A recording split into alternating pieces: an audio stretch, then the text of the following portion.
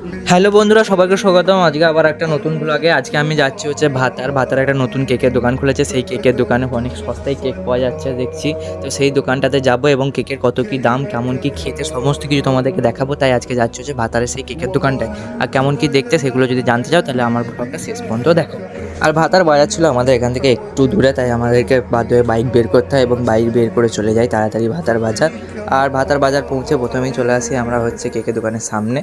আর যে কেকের দোকানটার কথা বলছি সেই কেকের দোকানটা হচ্ছে একবারে ভাতার বাজারের মিড পয়েন্টে, যেখানেতে সমস্ত বড় বড় দোকান, তরুণ বস্ত্রালয়ের মতো বড় বড় দোকানগুলো ছিল, সেই জায়গাতে একদম সামনে।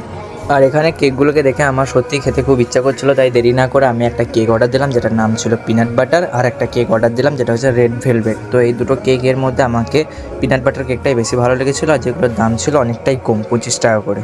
আর সত্যি বলতে এখানকার কেক আমাকে অনেক সুন্দর লেগেছিলো। এই বৃষ্টির মধ্যে কেক খেয়ে বাড়ির জন্য কিছু কেক নিয়ে আজকের মিল ব্লগটা